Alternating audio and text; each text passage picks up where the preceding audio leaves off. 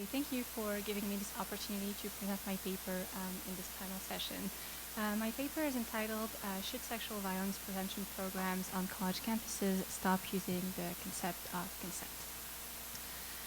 I ask this question because over the past 2 decades, consent has become a central concept in activist campaigns of awareness about sexual violence with slogans such as consent is sexy, consent is bae, yes means yes, or I love consent.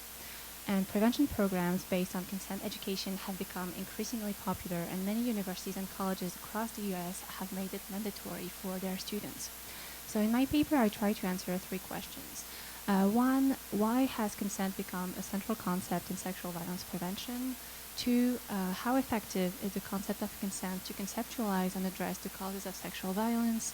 And 3, what would a feminist approach to educational programs on affirmative consent look like?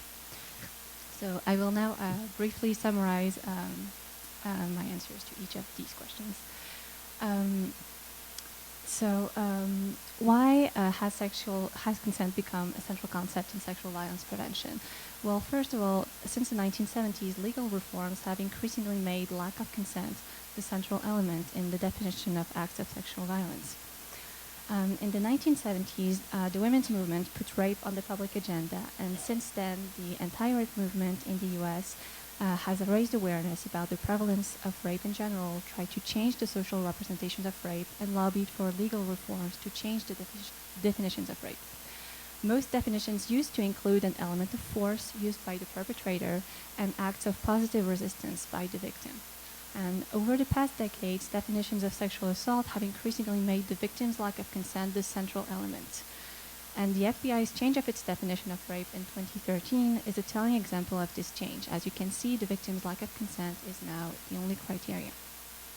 And the second reason why consent has become a central concept in sexual violence prevention programs is that in some institutions, affirmative consent has become the standard in determining whether or not sexual assault occurred during a disciplinary proceeding. This is the case, for example, in the states of California and New York. And this is how the California Education Code defines affirmative consent.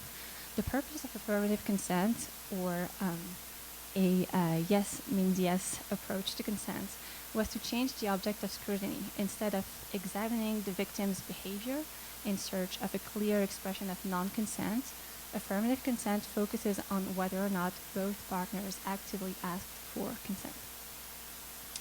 So as universities and colleges across the country are now increasingly mandated by federal and state laws to develop prevention programs, they tend to make the legal concept of consent the central element in their programs. But how effective is this concept to conceptualize and address the causes of sexual violence? To answer this question, in my paper, I summarize the contents of an affirmative consent workshop that I observed and participated in. And the specific workshop that I describe in my paper was a pilot session to test the content of a new workshop designed for all incoming freshmen at the university. 9 female students and 2 male students volunteered to attend this workshop, which lasted 90 minutes. So at the beginning of the workshop, Amy, the sexual violence prevention specialist delivering the presentation, explained that the goal of the workshop was to educate students about affirmative consent and improve their communication skills because it would help them build fulfilling relationships in which everyone would feel safe and respected. The first part of the workshop focused on activities about communication. One of the goals was to help students identify their own communication style among 4 possible communication styles: passive, aggressive, passive-aggressive, and assertive. And students were strongly encouraged to become assertive communicators themselves, to clearly say what they want and ask what their partners want. The second part of the workshop focused on the definition of consent. Students were first asked about the meaning of consent in everyday life, which was defined as giving permission. Then in a sexually intimate situation, in which it was defined as when both parties are really truly into what's going on. And then Amy detailed the meaning of consent in California educational law and in the university student code of conduct. Students were also invited to comment on the situations presented in videos entitled Consent 101 by Planned Parenthood. these videos are when someone definitely wants to have sex, when someone isn't quite sure if they want to have sex, and when someone doesn't want to have sex. Amy also gave some information about how incapacitation due to alcohol or drugs affects consent in California law and in the university's sexual misconduct policy. And in the last part of the workshop, she gave information about the reporting options and the resources available at the university if someone experiences sexual violence. So if we look at the content of the workshop, what conclusions can participants draw regarding the causes of sexual violence? The emphasis on consent and communication skills suggests that if everyone understands what consent means and learns how to express consent and recognize how others express consent, then sexual violence will not occur. The workshop seems to be designed to address issues of miscommunication between partners. And when I discussed the contents of the workshop with Amy, she did give some credit to the idea that miscommunication plays a role in sexual assault. According to her, the perpetrators of sexual violence are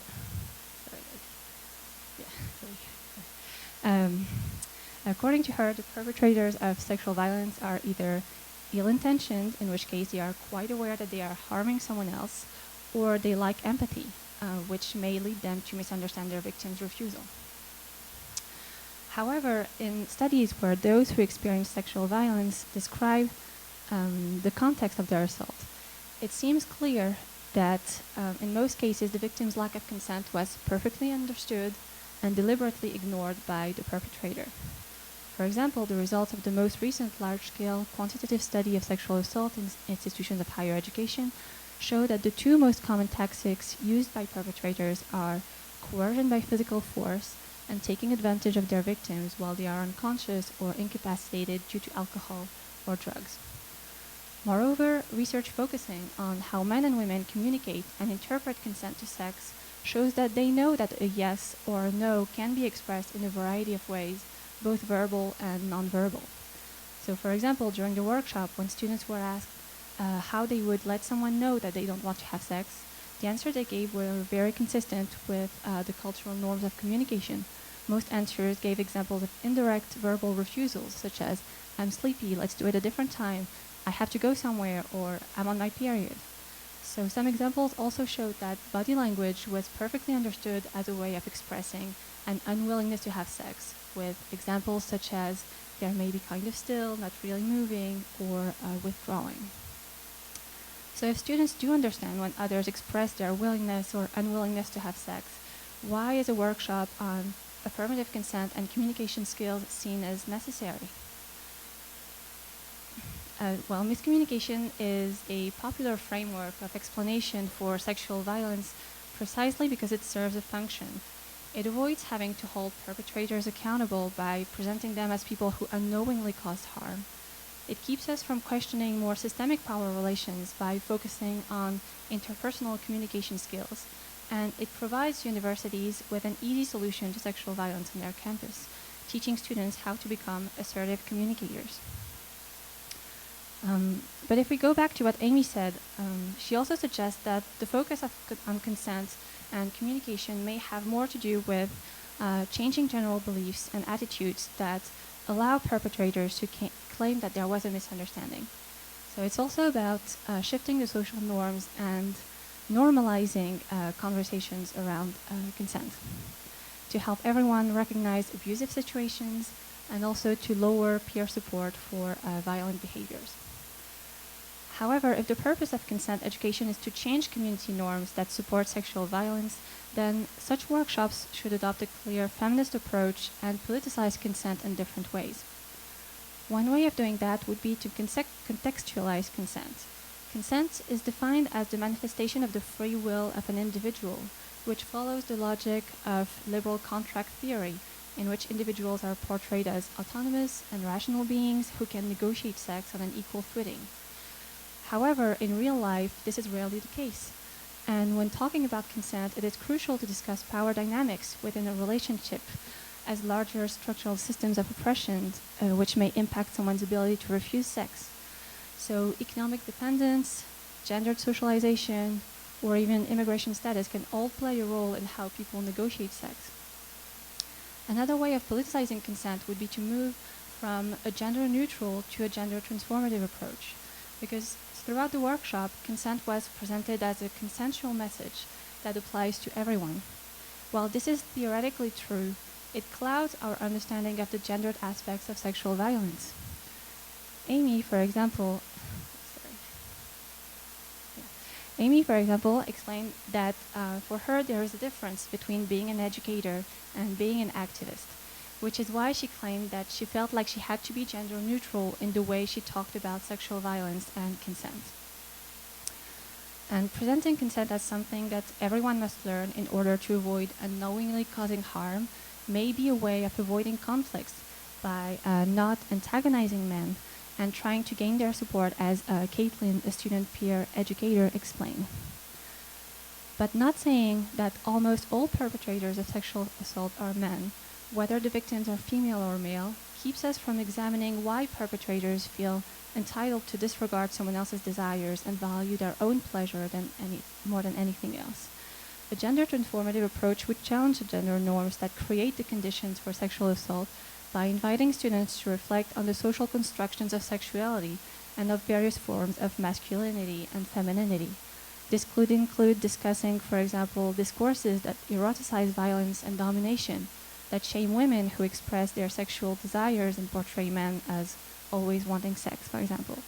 And lastly, a gender transformative approach to affirmative consent education should also try to promote not just sex that is accepted and agreed upon, but sex that is wanted and desired by all partners, and that is also ethical, empathetic, and mutually pleasurable. And to do so, it is crucial to clearly distinguish the legal standard of consent from an ethical behavior that values the desires of all partners in a sexual encounter. However, actually politicizing consent programs would require more than a one-time 90-minute workshop for freshmen. As Amy explained, sexual violence prevention programs are also limited by the support that they receive from their institutions' administrations. I will stop here. Thank you.